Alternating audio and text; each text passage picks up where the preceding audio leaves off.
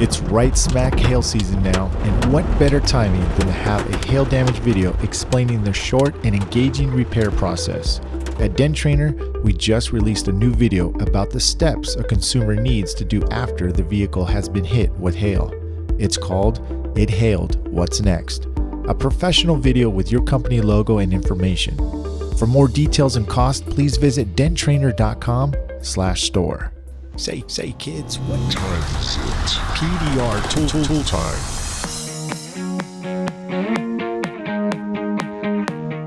Hey, what's up, everybody? My name is Mike Toledo here along with Daniel Grom.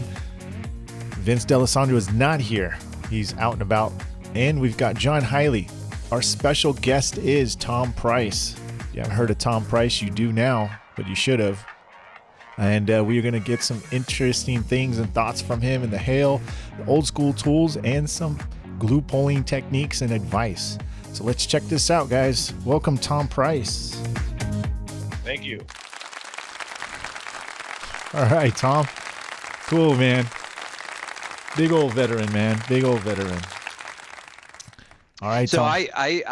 I called up Tom, and I thought he was going to be on the hail trail. I was going, well, I'll just, set it out there to see if he would respond. And lo and behold, I found you at home relaxing instead of on the hail trail.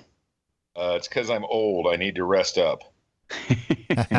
So this is year 25, Daniel, and I'm working with one good eye and one good arm, but I'm half a dent guy, but I still managed to find a good partner to let me limp along, and we can still get her done 25 years later, but it is a little harder, and I'm sure you know that too, Daniel. You're right there age-wise, and same of workability on your body over the years too. Starting to break down a little bit, wake up a little stiff in the morning. Yeah, I was telling him my morning vitamin is Advil, and then I wear a wrist brace, an elbow brace, and a back brace when I go to work. Yeah, I hear you. Broken. I hear you. Well, cool. But I called up Tom because I wanted to do this show. I wanted to talk about the beginning of tools. I wanted to go back into the history of tools. And me and Tom met in, I think it was 1994. Is that right, Tom? Are we talking NACE in Vegas, correct? Yes. I think it was 94, Daniel. Yep. Yep. So there was only two tool makers that I remember, and it was Specific Innovations and A1. And I was helping out in the booth, and Tom comes up, and he introduces himself as a Dent Wizard. And I was shocked that a Dent Wizard would be at the NACE convention. And we kind of hit it off right off the bat, I think. There wasn't too many dent techs back then, was there? No, actually, I remember people telling me back in the day, you're the best dent guy between Chicago and St. Louis. And I told people, I'm the only dent guy between Chicago and St. Louis. So it wasn't much of a compliment. But, I ended up, when I quit Dent Wizard in 97, started with them in 92, I lived in a town of 1,800 people, and there was 3 dent guys. And I'm like, what is happening that quickly in PDR? It kind of got off the blocks and exploded. But yes, Daniel, I was a wizard. So we were trained to think that we were, kind of the shiznit back in the day. And, we were the best, and we had this swagger to us. And we really did. I didn't really know there was much of a world outside of Dent Wizard. So when I came to that Specific Innovations booth, met you, met David, saw tools I had never seen. I was like a kid in a candy store, man. I was excited. Right. Yeah. So was I. I was so hungry. What was it that brought you to NACE? I mean, you had to have a lot of faith back then to think you were going to even find a dent booth there. Well, here's the thing. I worked for a Dent Wizard franchisee. Okay. So he told me, he said, hey, there's this body shop show in Vegas, and I want to take you out there. He said, because I think there's other tools out there besides Dent Wizard tools, and I kind of want to get a feel for what's going on. Back then, really, I think we were only supposed to use our Wizard tools and technically buy them from Dent Wizard corporate, you know what I mean? But Sure. my boss was always looking to save a nickel. So he said, "Hey, I'm gonna take you to this show." And then all of a sudden, I realized the show date was coming up, and so I called him and I said, "Hey, Steve, am I going to go to Vegas with you?" "Nah, I'm not going to go."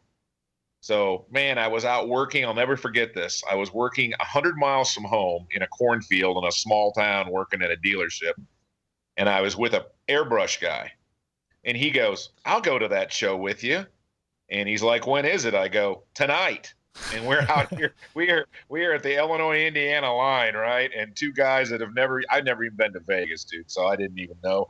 We drove over to Indianapolis, got tickets, flew a red eye out through the night, got into Vegas at like 4 or 5 in the morning.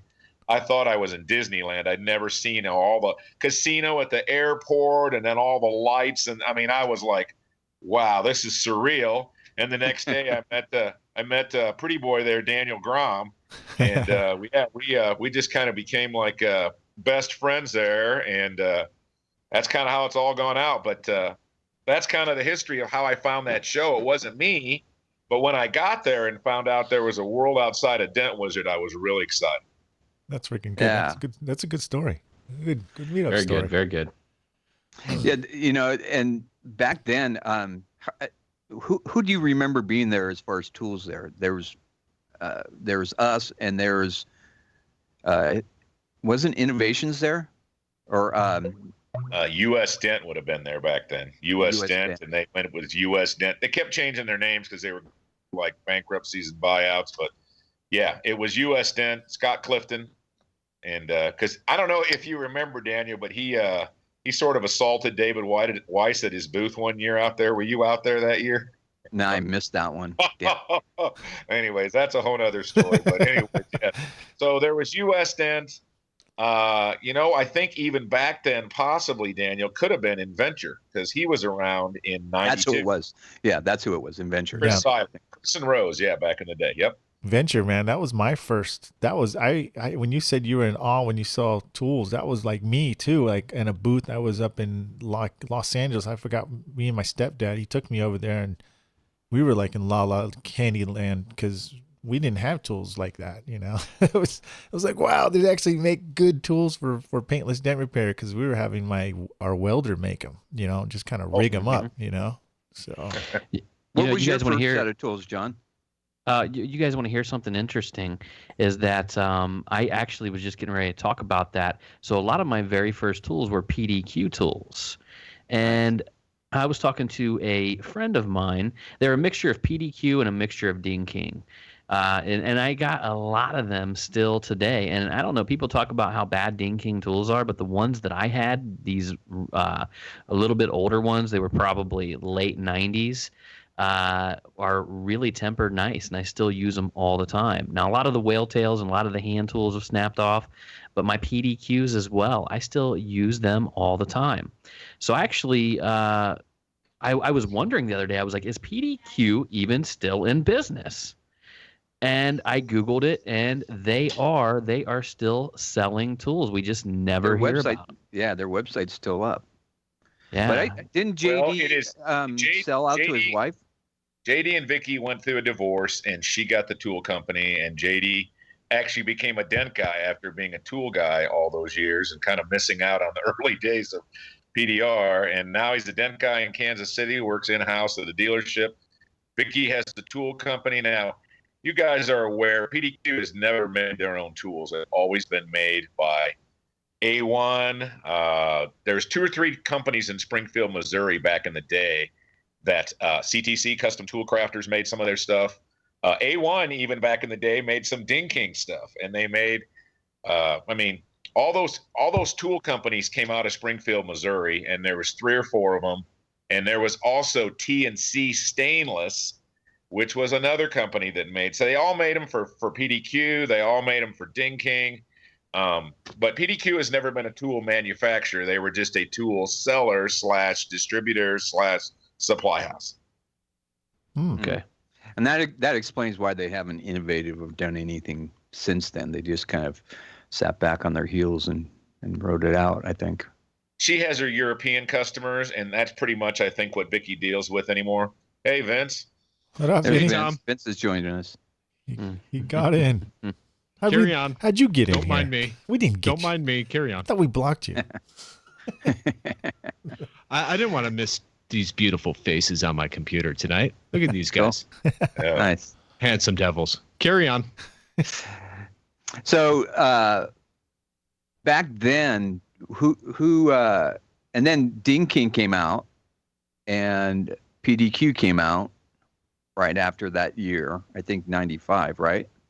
Yeah, Ding King came to the show, and then 96 was the first year that Sid from Dentcraft made his splash, and he blew everybody away because he had all the colored handle tools, if you remember that, Daniel. I'm sure you were there, and we were all like, wow, like pretty tools with meaningful color coding of what they actually – we were like so simple, but we were stunned like, hey, somebody has a brain and decided to make this easy. He's not just a dumb dent guy, you know what I mean, like the rest of us. Yeah. That's awesome. Yeah, and he stepped up everybody's game back then. Hey, Tom, what tool? Oh, yeah. What tool do you have from back in the day that you still use to this day? I have some David Weiss stuff from Specific Innovations, but Daniel and I just had a little funny snippet about that yesterday. The David Weiss tools, and again, I'm not talking down David Weiss, but out of every 100 tools that he made, 5 were awesome, 50 were average, and 45 should have been like melted down into boat anchors, okay? But of those 5, Daniel, were they the best 5 tools you've ever seen out of every 100? Yeah, they're very inconsistent, but yeah, there are some good ones in there. I heard. So the reason, so Mike, sorry, go ahead. Well, the reason why they were good is they were being forged, and that's why they were good. And they were losing quality in the heat treating process. Yes, I found this out later, and they weren't being exactly heat treated exactly right, and that's why they had so many failures. But if you got a good one, then you hung on to it. Yeah, right. Yeah. You know, one of the older tools that I have in my bag, I don't know if you guys, I might butcher this, but I think the company was Dents R Us. Yes. And they had the triangular handles, wired tools. You guys remember them? Sure. They had Actually some. still have Was that a the couple of company that them. had all the weird tools that? All the shave tools, best shave Yeah. tools ever made, probably. Yep. Well, They sold all their stuff to the General Motors and the Chrysler manufacturing plants under contract, and they were not available. They weren't even sold to the PDR industry till in the early 2000s. But back in the day, those tools sold for $500 a piece to the auto plants. But GM would take them and put them in a fatigue tester. I don't know if you guys know what that is. It's like looks like a giant paint shaker, and it bends the tool like 100,000 times in a 24-hour period. And they would fatigue test those tools before they would buy them. And that steel was so amazing back in the day from It's Dents or Us. And then, of course, they became later, John, they became Incident. And then they came to some of the early Mobile Tech shows, if you remember. And then George kind of had partner problems in his life, and his partners and his tool maker went bye-bye, and that was the specialty behind those tools. So they've been often duplicated, but probably never replicated as good as those original shaved wires from It's Dents. Yep.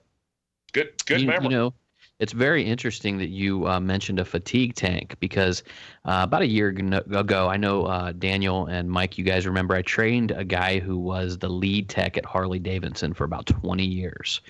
And he came to me, and I actually retrained him. And he said that was one of the things that they would do at Harley Davidson. And I trained him to work on cars. This guy actually worked on tanks for 20 years. Oh, wow. And I got him working on cars. But he said that when they had certain tanks that they had to do a lot of work on, that's one thing that they had to do. They had to put them in this room that was a fatigue test.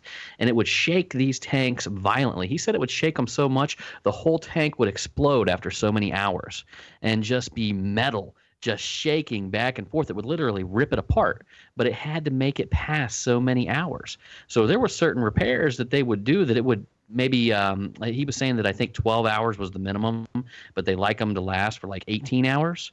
And he was saying some would last 13 hours before they exploded after a certain type of repair, and they would cut it. They'd say, nah, just an hour over. No, we want to be a little bit higher than that. And they would just scrap the whole line. So it's very interesting, these manufacturers, how they put them in these test tanks, and that's just was super interesting to hear you say that. Yeah. All right, Tom, Now, go ahead. Hey, Go ahead. Vince, I want to ask Vince. Vince, what was your first set of tools? You were a Dent Wizard, correct? And correct. And then when you went on your own, what was your first set of tools? I probably I made my way out to Riverside and hit up Ultra Dent and Dent Gear. I believe I hit them up the same day. And often whenever I do go out to Riverside, I go in and I still go into both places and see what Sal has cooking over there and see what Steve has cooking.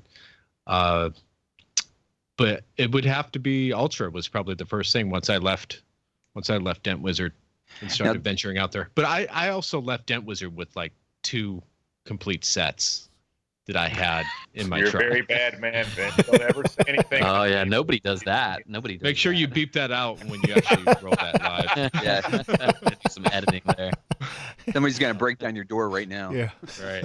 Oh yeah, Vince. Okay, we're taking notes right now. So, and I think I'm on my last whale tail. You guys, So you guys it's all taken know me that. 16 years to get. You guys all know that I bought an original slapper. Now I'm sure Tom, you probably got one. Vince, you probably got one. Any of you other guys do.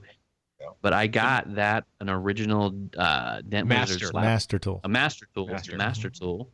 And I actually got it in an auction for $50. Oh, there you go. Which I thought was a steal for like an old school tool. It kind of just sits there as like a relic, because I like slapping with the PDR finesse one, because the Dent Wizard one, your knuckles always hit the panel on accident, if you're hitting a straight on panel. So the PDR finesse, they bent it like an old file, like how the old file slapping guys would slap. Right. When they were doing the file and the dolly technique on the old tanks and the old metal and stuff like that. They would ting it and then slap it and sand out the lines. Well, Finesse kind of got smart, and they actually made their master tool with a curve like that, so it gets your knuckles out of the way. So that's my only complaint. There is other ways of using that tool besides slapping it. I've tried the push highs pressing. down with the it? pressing, pushing down the highs. I've done a little bit of that. Pushing down the highs. You could also put it on the crown and use your Craftsman hammer and tap and move it down as well. And it was it had a hole in it. It was a tool bender, Vince. Remember? Yes, absolutely. That's what that hole's for. Yeah, that hole was for. Yeah, you could bend tools with it. If anything got bigger than 3/8, I wasn't man enough to bend it, man, because those was stout Wizard cold rolled stuff. And then the other 2 things you could use it for that weren't PDR related, it was a pizza cutter and a shoehorn. So shoehorn. Yeah. So. Nice, man. Now, Tom, you probably know a little bit of history on those tools too, because I do not come across too many tools out there that are as strong as some of the original Dent Wizard tools that we were issued back in the day. Yep. You probably know. Well, most people know that they came from Argentina. The tools, the original tools. Yeah. But was it their tempering process or their what made their tools so damn strong that you could bend them and they wouldn't snap? Yet when you needed them to be strong to fix a dent, they're not moving on you. They're rigid. They're solid. Vince, I had some of those small Johnsons, those ones that were 1/4 and 3/16. You remember the little Johnsons? Absolutely. And you could hardly bend them, man. They were so. I've showed that to Sal from Dent Gear, and he's perplexed. In fact, I think he even cut a piece off the handle and was going to get it analyzed. And, I had a really fun lunch with Lito at Mobile Tech this year. We sat down for 2 hours, and Lito was my mentor. I was actually trained by Lito in '92 in Miami. And I asked Lito all about the tools, and he's like, and he just, he still speaks a little bit of broken English, but he's like, proprietary. I'm like, cut it out. I go, that steel is stronger yet bendable than anything that anybody has ever made in the U.S. Nobody's ever been able to duplicate those tools that came from Argentina. So I don't know if it was a bunch of guys standing in the beach making those things in grass skirts, but whatever it was, I don't know, man. Those guys had it down, and that's all I can tell you, Vince. Nobody's taken the time, I don't think, to do like an actual test where they can't think of the name, where you break down a material. Rockwell hardness. Well, no, that Rockwell is. I did that. The the actual name, my brain is getting me here. But anyways, you can chemically analyze what that tool steel is, but I don't think there's enough demand for anybody to do that, because like I said, I had Sal cut a piece of that off, and I even took it to A1 this year, and they just looked at me and said, we've never seen anything that strong, but they didn't think there was enough of a market either, I don't think, to get into it, because it's got to be old guys like us that really appreciate the simplicity of what those tools did. You know, I never knew there was anything else other than a Dent Wizard PDR tool until I met Daniel at David Weiss's booth in '94 there in Vegas.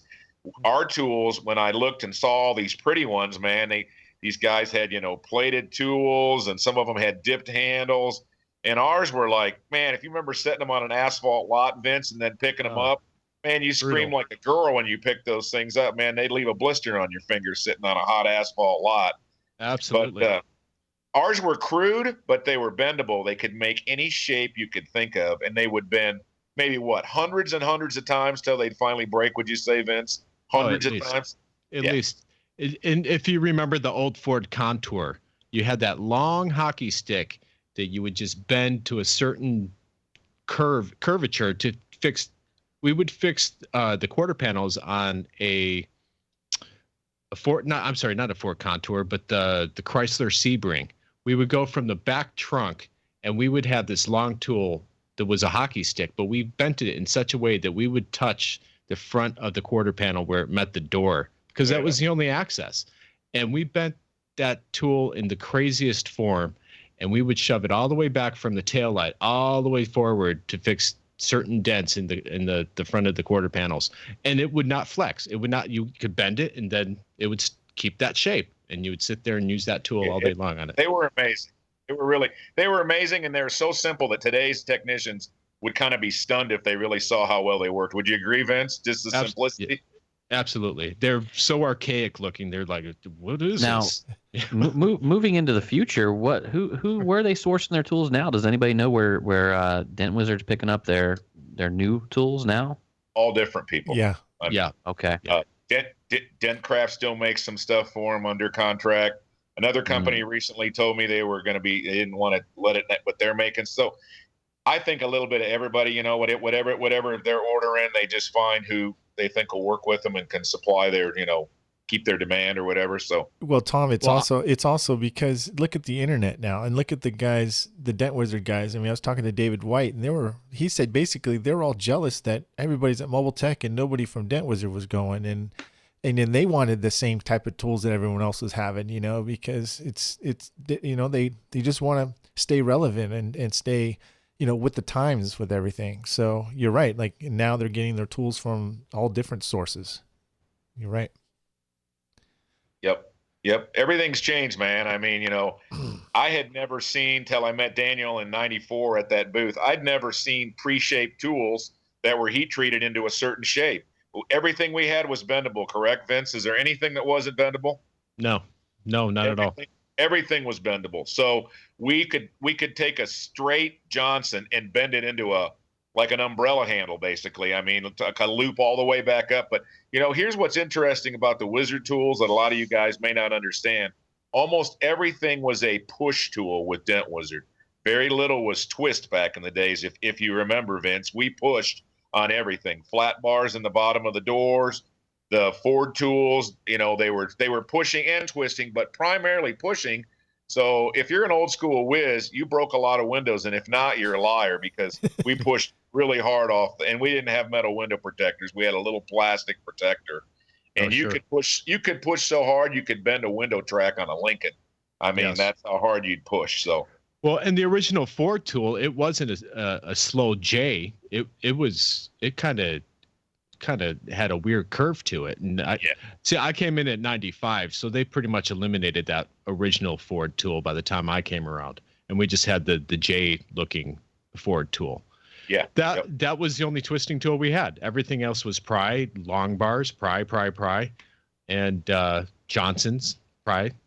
Yep. Cool. Yep.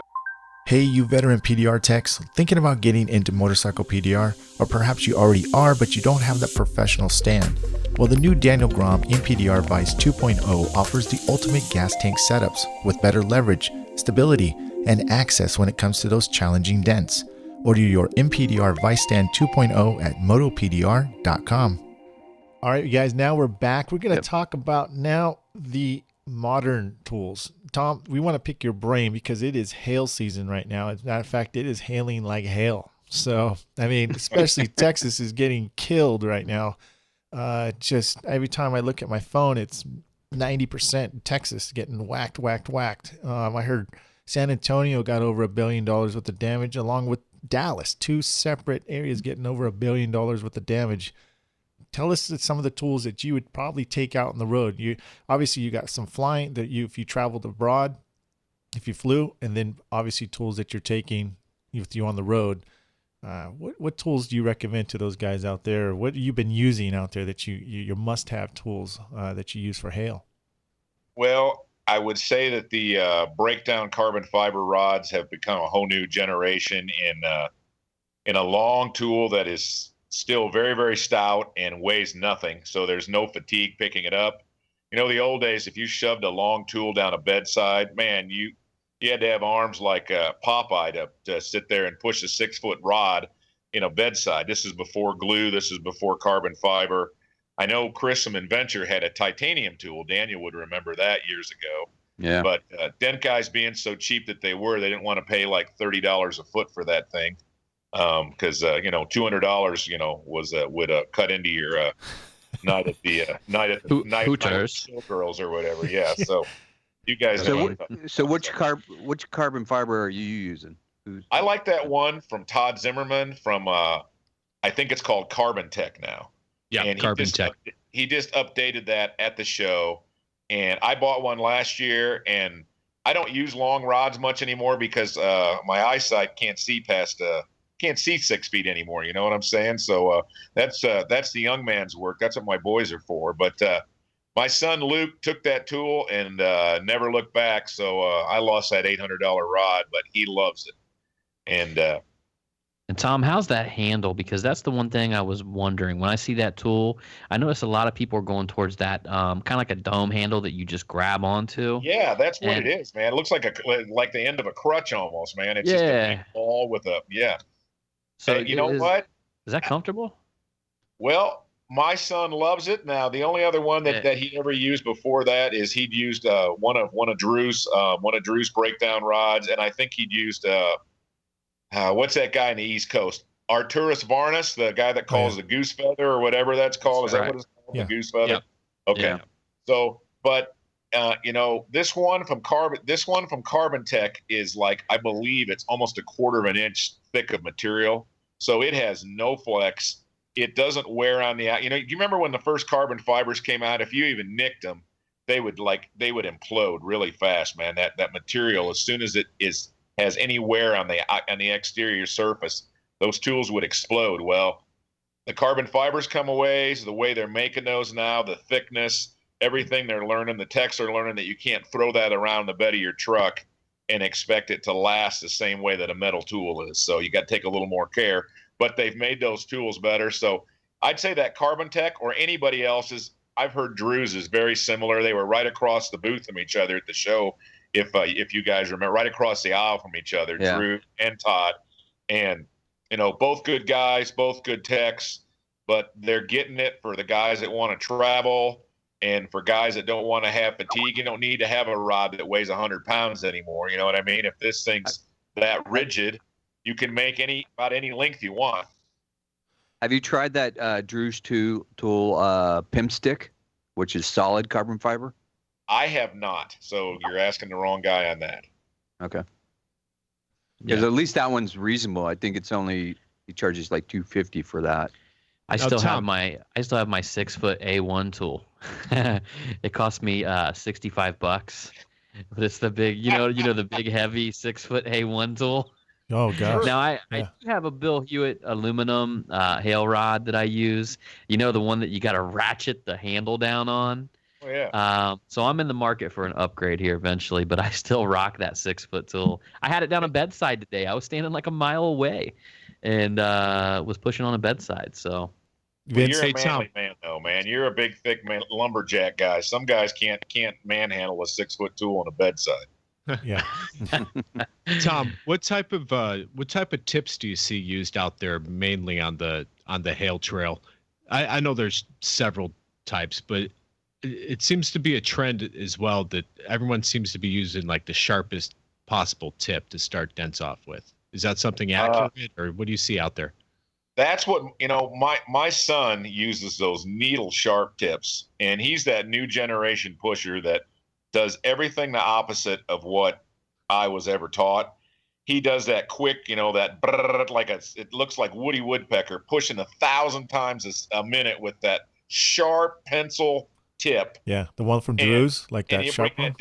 He'll bring it up. Well, he'll even use sometimes just a tri-pick, a real sharp one from Dent Gear, and that's a real sharp tip in and of itself.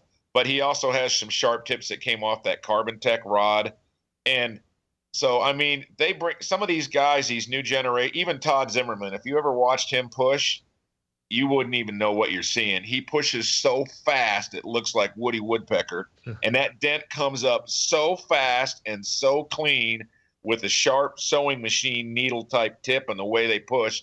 It baffles me because I'm the old school, maybe Daniel and I, we got to see down in the bottom of that dent. We need to see that dent come up from the bottom and push in a nice rotated method. And that's me, I'm the old school teacher, and I tell everybody, can't see what you can't push. Well, I don't know what these guys are seeing today, but they are faster, better than I ever was. So maybe my training is a little bit outdated too. So Yumi, I want to give you guys a visualization of this because I train on this quite a bit. And I actually train a lot of guys when they come to me, especially my advanced students. I'll push the light back about 7 or 8 feet away from a dent where you cannot see the center of it whatsoever. And the way that I train them is that when they're pushing with the sharp tips, they want to look at the perimeter like a synchronized swimmer. So if the top starts jittering a little bit heavier, then you're at the top. If the bottom starts jittering, the perimeter starts jittering a little bit heavy, you're at the bottom. So I actually work with my guys on just watching the exterior around the dent move and squeeze in to teach them where the tip of their tool is without seeing the bottom of the dent. And what I've effectively seen, and what you're saying, these younger generation pushers, is that if you can fix it with the light a mile back, you're cutting out like 3 or 4 steps. You're cutting out, bringing it up, you're cutting it out, pushing your light back, and then grabbing a sharp tool to finish it up. So that's where, in my opinion, I'm seeing a lot of speed come out of guys just by adopting this technique, real tight, far away reflection, and just using that needle sharp tip. And sometimes you'll find yourself going through an entire hail roof, and you'll look over and your knockdown will be laying on a hood or something. Yeah. And you'll say, wow, because them sharp tips, they don't over mold like the bullet tips do, or like, the soft tips do. So you're literally pushing and you're not even grabbing your knockdown sometimes. And if you're clean with your work, you're not leaving no push marks whatsoever. You're moving the metal, but you're not leaving a push mark in the paint. I completely agree with that, John. 3 of the best guys that I've seen push hail in the last couple of years, as a guy you guys have never heard of. His name is Nick Hawkins out of Kansas City. He was trained by It's Dents or Us when he was 18 years old. And that guy's light is lower than the panel. And I'm like, what are you looking at? And because I'm baffled, man. I got to see down in there to see where my tip is. I'm that old guy, man. I got to see the bottom, right? And so I'm watching him blow through these deck lids in Kansas City, and his light, he's just barely seeing the glare off the top of the fade. And he said, I don't use the light till the very end of the dent. Everything's muscle memory. And I was baffled. And then I saw Jeremy Taylor, who I think is the finest pusher I've ever seen all around the board, okay? And I watched him do hail last winter, and I was baffled by this. He sets his light on the front of an SUV right on the windshield and will push an 8 or 10 foot roof and never move the light front to back. I watched him too, Tom. He was good. And I'm like, what are you seeing? And he goes, I only use the light just as a point of reference at the very end. Everything is muscle memory. I never have to see. I know where I am. And then at the very end, I use the light as a straight edge. Now that throws all my, wonderful theory all the years that I taught, and probably Vince, same thing. Rotate the dent out like Lito told us, and very, very, A plus B equals C. But these guys, when they get to a whole nother level like that, I'm totally baffled, but you know what? They're better and faster than I ever was. So I can't. You know what, Tom? What's crazy. It's like, you know, you saying the new guys coming out and they're doing different techniques. It's look at their resources though. You know what I mean? Look at Facebook, yeah. look at YouTube, look at, you know, just, you know, like hearing your theory right now. And back in the day when you and I were talking about how we were doing dents and, you know, obviously dent trainer now and just tons of resources. Now you could, instead of seeing one or two techniques, right? Back in the day, maybe one or two, maybe three. Now you're seeing like 15 or 20 different techniques, you know. It's crazy, but you know, for those guys, like you said, it works for them, you know, their technique. So it's pretty cool. Well, back in the day, yeah. Back in the day, we didn't even have the internet. Yeah. And we couldn't look up tools. The only way I found a tool back then is I saw this little ad in one of the body shop magazines. And that got me so excited. I mean, I can't imagine the guys today, man. They have such a big advantage now. PDR tool time. Yeah, PDR tool time. His very own podcast here, you know. And Keith Constantino and Shane Jacks out there doing their thing. I mean, so many great resources nowadays. Yeah, absolutely. Okay. So, Tom, what's the latest and greatest in glue pulling? Because you are the glue pulling king. Everybody knows this. If you don't, you live under a rock. So what's your latest and greatest? What tabs are you using? What glue are you using? Well, now I'm spoiled because I work in a controlled environment. I'm a hail guy, which is, I think look, guys, all of you guys are Dordogne guys, right? Pretty much, right? John gets some hail out where he is, but the rest of you guys are all California dudes. Okay. So you're side panel guys now. If you start out as a side panel guy, it's easy to transition into hail. But if you start out as a hail guy and try to transition into a Dordogne guy, Dordogne are way harder. So now explain that why. What's an old man? Why? What's an old man like me do? Why? Because your body is in very obscure positions. You have damage to the paint. You got yellow paint you got to clean out where they threw it into the gas station pole. You got dents that look like BBs. You guys got no shape as ever anything like anything you ever see in training. They're gouged. Right. Way harder positioning on side panels. Now remember, guys, you also can't get your hands behind the panel on side panels. Hail guys, we can get our hands underneath the panels. Look, I'm an old man. Hail is like taking candy from a baby. It is easy compared to what you guys, Dordogne guys, you guys, it's way harder to earn your living and you got way worse conditions. I'm indoors. I work between 60 and 80 degrees. Okay. So I'm always using my Anson black glue, and I use it, and I try everybody else's newest and greatest, and I go right back to my Anson black glue. As far as tabs, I got to tell you, the new gangrene tabs from Keith and Shane for everyday dents, for dents that are, I would say, light to medium, especially if they're shallow or they got a nice round bottom to them.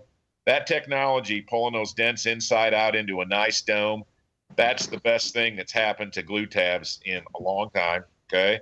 And then for hard, got to get it inside out type dents, those root beer tabs from Anson, they pull like an animal. John, you've got to mess with those a little bit, have you? Yeah, I actually have got to mess with them a little bit. And I'll tell you what I've had with them, and I haven't messed with them as much as I probably should, but I have very good, consistent pulls. And I love them. Yeah, I like them. I like I'm back and forth though. Sometimes I hook up on one of them gangrene tabs, and I'm like, wow, I mean, it even hits harder than some of the the flat ones, of course, the gray ones that he came out with first. I like the gangrene better for sure. Oh, yeah. But I'm gonna be straight up with you guys. I mean, I always grab Atlas convex tabs, and like most guys, they like to use little dime size tabs and nickel size tabs. I don't. I'll use a 50-cent piece size tab on a dime size dent, and I'll put just a little bit of glue because I like to have that edge that I can just peel it off. And I do controlled pulls with it, and like I always gravitate back to the Atlas, and I bring in students and people, try them with me, and they always tend, I don't know if they're just picking up my technique, which they probably are, but everybody tends to go back to them. I really like the convex for what Tom's talking about, getting the deep core out of a dent. Yeah, I've been using the root beer as well, and I'm back and forth between the Gain Green and root beer. I still rotate in the blem tabs, which I really like those blem crease tabs, Tom. I'm sure you've tried those. And then obviously the Kiko, and then I do a little bit of Atlas, but generally it's between the new root beers. I mean, gosh dang, I did one. I don't know if you tried that new glue from Dent Gear though, that milky white clear glue yet, Tom? That stuff yanks. Yeah, but it was yanking. It does, but us Hale guys are impatient. It takes too long to set up. So yeah, I guess it was conditions then, because I was pulling pretty fast today with it. So yeah, okay. I've been hooked on that tab weld, and Keith finally got me off. He's like, "Here's some glue. Here's some glue." He finally got me off Ace Hardware clear glue. Good for you. Hey, I still have a bag of Ace Hardware clear glue. That stuff takes forever. No. Walmart glue takes forever. No, Walmart, Ace Hardware clear glue will pull like an animal, but I'm getting so used to tab weld. The only thing is tab weld, sometimes it doesn't peel off as easy as some of the glues. Like just the peeling it off in general afterwards has been a little bit dicey, but not so much to really bother me. But if you're like, me and Tom, we're like these glue pool snobs. I mean, Tom's even carrying around a olive mister, right, Tom? Yeah, I am a Misto guy, and yes, guys, I get a lot of crap for it. I still use denatured alcohol. I'll tell you the reason why. It is pure. It is more distilled. It dries quicker. It dries with less residue, and it takes off glue easier. Okay, they are both. If you look at the MSDS sheets, and I have this argument all the time with guys. If you read the material safety data sheets, which we're all supposed to have with us, and no dent guy does, okay. But anyways, if you ever read them, they both have the skull and crossbones on them. Isopropyl alcohol, denatured alcohol. The only difference between denatured and isopropyl is denatured can never be made non-poisonous. Isopropyl can be non-poisonous, but people think that isopropyl is safe because you remember your school nurse dabbing a little bit on cotton and wiping your hand. Okay, well. Still not supposed to ingest it, guys. None of them are supposed to be ingested technically into your skin, or they're not supposed to be breathed heavily, okay? People get intense about that, though. They're like, oh, you use denatured. You're going to die. I know. You know what? Like, I'm going to die eating a Big Mac and a Coke before I'm going to die denatured alcohol. Take that right now. So, but that is like, people get really intense about that. Have you noticed that? And I've heard Tom's arguments before, and I've looked into it. I've read the back of the can, and you read the back of alcohol. It's pretty much the same stuff on both.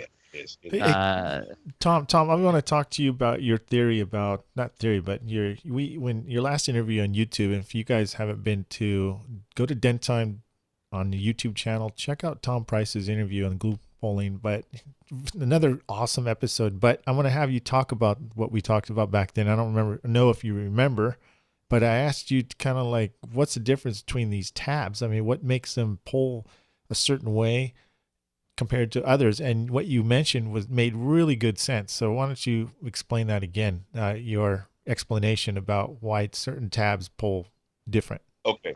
All right. So we all thought for a while, guys, that it was about the texture. Remember, we'd see the Kiko golf ball tabs come out and we're like, oh, these pull harder than the Worth tabs. And then we saw the shrinking head, like an old shrinking hammer, a shrinking hammer head on the PDR outlet orange ones. And you're like, oh, those pull really hard. It's that shrinking head. That's what it is. And then the Blem crease takes came out and they're polished smooth.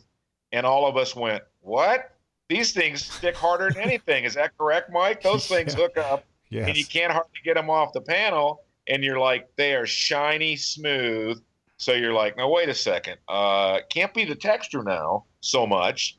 Texture has to do with drying, has to do with the amount of glue that sits between the surface of the paint and the tab, okay? And, Keith does a good job explaining that. You guys remember when he came out with his Black Plague tabs and he stuck them on the glass? Do you remember when he did that? Yes. Okay. And I get that, okay? But what it is more than anything else, it's the material. It is the composition of the material that makes it stick. Now, Black Plague and his original gray ones took it to a whole different technology when he thinned the edge of the tab. So when you pull down with the, if you look at it with a mini lifter in your hand and do like John said, controlled squeeze and take a look, that you get a TP. Right, that's what it does. And you see what it does. It pulls the bottom of the dent out without pulling the ring up on the outside. That was the first guy to ever understand a little bit of technology of what a tab can do. The rest of us were just, I want something that sticks like a caveman, and I'm going to yank, yank, yank, yank. And then all of a sudden, out came first generation Black Plagues, then out came the Gangrenes. They're a little thicker, you notice, but they still do an inside out pull, but they pull harder because I think they thickened up that whole head of the tab a little bit. If you notice, they are thicker than the Black Plagues, okay, than the original Black Plagues. But his do that where the side, that the pull of the tab is centered down at the bottom and it pulls inside out, okay. Root Beer, same thing. That tab is a little more convex, if you noticed, okay, concave, actually, sorry, concave. And they pull and hook up too, but it's the material. And look, I was talking to Craig Dyer from Anson, and they got all these tabs out, guys, in the last year. If you've seen, they've come out with the plain Janes. They've come out with the bloody orange, the bloody red, Aussie, or whatever, bloody orange, okay? Right, that's the Aussie line, okay? Every single one of those are not just colors. They are different materials. Like the new bloody orange, those are a vinyl tab. If you drop them on the ground, they don't make any sound. Now, you drop his plain Janes on the ground, they have glass strands in them. Ting, they ting. sound like a poker chip, don't they? Yeah, That's ting, what they ting, are. ting. Okay. So they have glass strands to strengthen the plastic, but they also become brittle in time. Okay. And then I think that Root Beer tab is some type of a polycarbonate. Okay. And I'm not a chemist, but it's between a vinyl and more of a plasticky, glassy tab, if that makes any sense. But look, there is science to these tabs now. It's not just colors. It's not just texture. These guys are getting it now, and it's made a big improvement in our glue pulling. You guys will all shake your head yes, that glue pulling is way easier and better than it was a year ago, 5 years ago, 10 years ago. Oh yeah. By far. Yeah, I mean, I'll tell you. I pick up a glue I think pole. Go ahead, John. Yeah, I'm sorry. I think one of the best things that ever came out was them Black Plague crease tabs. You know, I like the white ones, but them original ones and then the new green ones. I mean, gosh, mix that with a little bit of Cola Fria. Just on our last, a lot of you Dent Trainer members seen this. We had a $1,500 mobile day video where the guys followed me around for a day and the stars aligned and I hit $1,500 with mobile repair. And that's doing customers, you know, going to their house or going to their office. And gosh, I did a pull with that Cola Fria on a large rear quarter check, and it left one line at the bottom, one line at the top, and it was right near a gas tank. I didn't even take the taillight off. I just dropped them Black Plague tabs on there, them crease tabs. Boom. I mean, it will flip a crease inside out with ease.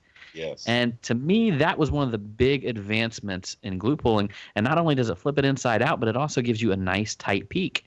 And if you're good with the hammer and knockdown, you can lay down that peak and you can be a one-shot, one-kill guy on some easier creases. Yeah. Okay, so let me ask you this, Tom. What do you think is the future for glue pulling? What do you think? What's the next big thing? Do you have any predictions in glue pulling? No, because I'm actually stunned where it's gone in 10 or 15 years. When I first saw the Worth at the NACE show, and that guy was there, you know, he was just a Worth sales rep. He wasn't a body guy.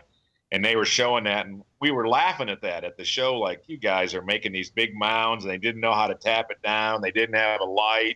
And then, look, 2 or 3 years later, we're using the Worth mini lifter, and we're starting to figure out the technology and how to tap down a glue high spot, which is different than a tool high spot. They tap down totally different. Yeah. And so look where we are now. Stuff that we didn't think could ever be done. Pull a crease, like John said, inside out in one pull. You can pull a $100 crease, and it can be literally done in 2 minutes, and you're done. And it's totally non-invasive. And if you got original paint, you are done. You don't have to tool it. You don't have to worry about any type of laminated glass getting inside. I mean, you can work basically with the car locked up. Yep. I mean, It's what you said right there is amazing, Tom, because I think the biggest mistake that I see when people come and I work with them on glue pulling is that they miss the center. And you have to hit dead center to flip that thing inside out on the first one. If you don't, it will erupt every time on the side that you miss hit. Okay. So you have to go slightly to the other side and try to bridge that gap and roll through the whole thing. Yeah. And it's a technique that I use. Occasionally we all miss the center, and in that little technique I'll give you guys there, you miss the center, it's going to erupt in that spot. So if you try to hit the center again, it's probably going to erupt to the right or wherever you missed it on the first one. So you want to get it right the first time. But if you go a little to the left on that dent, like it erupts on the right, you go a little to the left once you tap it down, you can bridge that gap. You can roll it through the dent to that spot on the other side of the damage. So that's just a little technique that I've used. I don't know if you've used that before, Tom, but that's... Well, yeah. Share a little technique that you do, Tom. How do you get those stubborn little center pits out? Well, here's something that I started doing, and I started doing this because I was lazy. But if you miss a little bit on a dent, okay, and even on a crease, John, or whatever, and there's a little low left in there, but you've got the whole dent pulled up, okay, a lot of us will tap it all down and reset and go for the center again.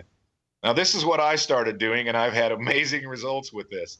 I pull it again in the center while it's high and isolate the center again. In other words, not tapping it back down and fatiguing the metal again. Do you understand? I pull it where it's already high and pull it again in the center and then tap it down.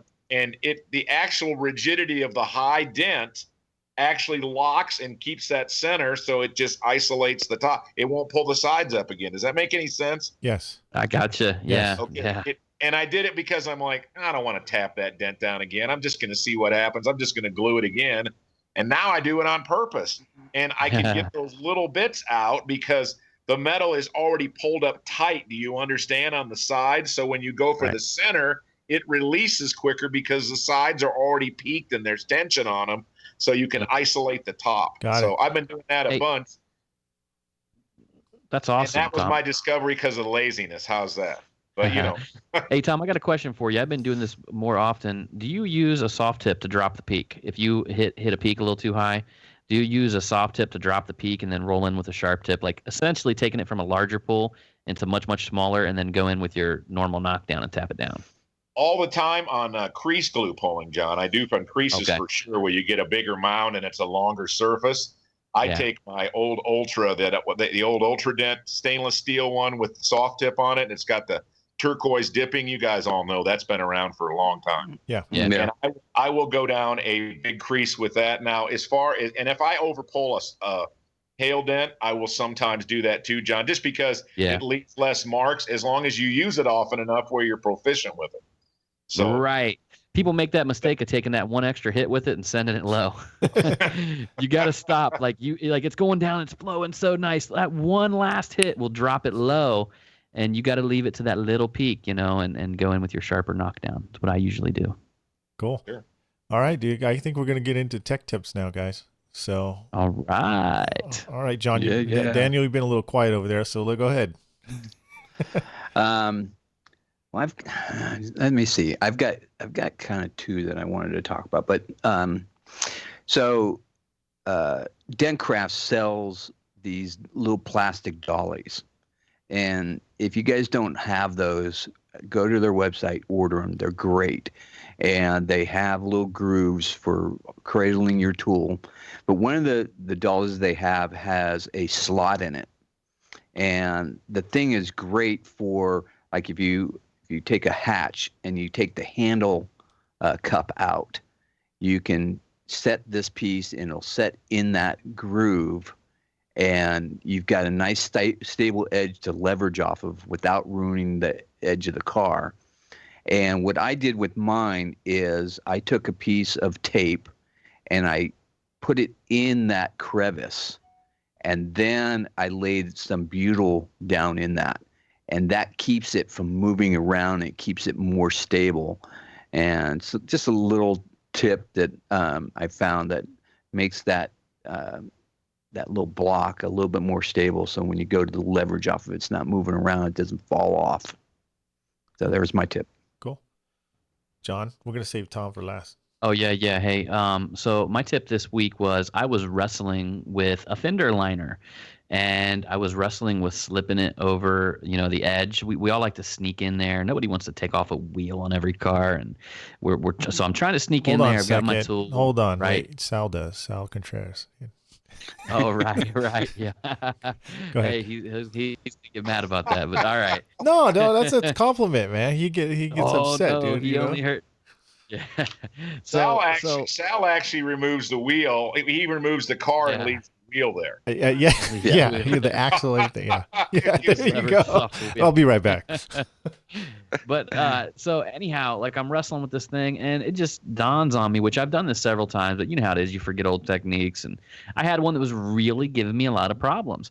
And the one thing you can go in there, I'm in my shop, I can pop a heat gun in there and just start heating that under wheel liner and getting that plastic really nice and warm. So, I mean, you can actually heat that under plastic underneath the front wheel wells for quite a long time. You almost dome that whole area and get it real nice and hot where you can start it. And you can slip your tool in there, and them really aggressive under fender liners, if you heat them up, they're just like plastic. I mean, they'll peel over that fender liner like butter. Yeah, you almost have to do that on BMWs, man. They're the toughest wheel liners. Yeah. Yep. Yeah. Well, this one was a Pontiac G6. And this was like one of the nicest ones, man, that I've seen for a long time. Low mileage and all that. And you guys remember the G6s where they have that big brace that's right there on the front, right behind the headlight, that really tight brace? Yeah. You guys remember getting up in them? Yep. Well, the dent was just right through there, so I almost had to get my whole hand up in there to like roll a whale tail into it. Nice. But anyhow, yep, that's my tip. Cool. All right, Tom, you're going to substitute for me. So I know you got some tips, whether it's glue or hail, whatever. What you got? You got something in mind? You know what? I'm going to give you a real old one, but it's so old that I see people talk about this on Facebook all the time. And I remember Bill Hewlett showing me this probably 10 to 12 years ago. Bill and I were working together as Hale partners, and this was when Bill was transitioning into his Pro PDR Solutions tool company. You know how glue dries and guys can't get it off, okay? And then it gets on their tabs, and they can't get it out of their tabs, okay? And they let it build up on their tabs till it looks like a big crusty toenail or whatever. I mean, it looks all, nothing will glue even. And I see guys, I just got into kind of an argument. I know you guys find that shocking that I would get an argument with anybody, but anyways, That's another topic. But this guy on Facebook was like, I can't get the glue off my tabs. I can't get it off the cars. And I'm like, take your glue gun, put a fresh bead of glue on top of your dry glue or on top of your tab, and then spray it with denatured, and everything comes off virgin clean, okay? It is amazing, but that's so old, people don't even know it. And it cleans everything up, your tabs. Or, I soak my tabs probably 2 or 3 times a year. I soak them overnight in denatured alcohol, and that cleans everything out of them, makes them all. And you got to soak them by color, guys, or they'll all turn out like army green if you soak them all together, because you got blues, oranges, yellows, Oh, reds. really? Yeah, because the dye comes out of some of them, okay? And I'll give you another tip. The clearer the color of the tab, the less dye it has in it, the harder the material will pull. Dye weakens the material. Good inside stuff. It actually does weaken the material, the dye, because it's diluting. Does that make any sense? Anytime you're adding anything like a filler in there, it dilutes the integrity of the material. So what are those called? The plain Janes that are clear? Those really nice. Yeah.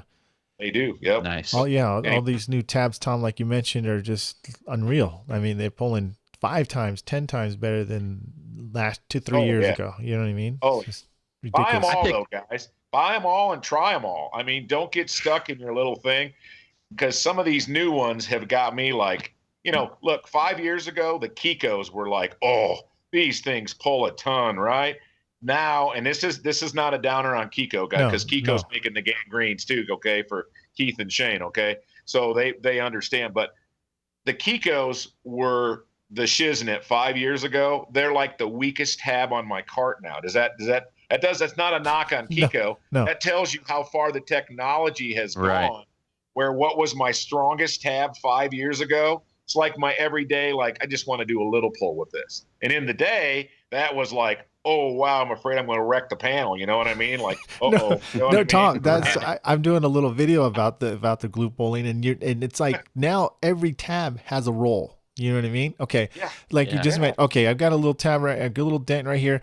I'm definitely not going to reach for the gain green and put a like normal glue on here. I'm going to go for, let's do the Atlas or the Kiko, because I want a moderate, nice pull. I don't want to, kill it, Isn't it weird? It's totally weird, isn't it? Yeah. Dude, I don't know.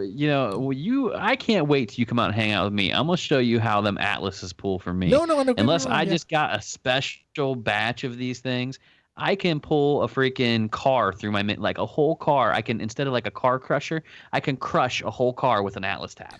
Dude. Oh, I bet you can. And it has a mixture of techniques. So, but hey, listen, I got a technique. I got a tool tip, because Tom reminded me what he was saying. I take those, those caps that go on your tools. Daniel, you'll need this, dude. You can do the ultra, the red, the black ones, the plastic ones, and then also the R4 cherry caps. If you guys want more of a more firmer cap, like a rubber, and make them harder and more firm, put them in alcohol, soak them for about 1 to 2 days. They get harder. They get really, really hard. So try that, guys. I didn't believe it, but it does work. It really makes them really hard.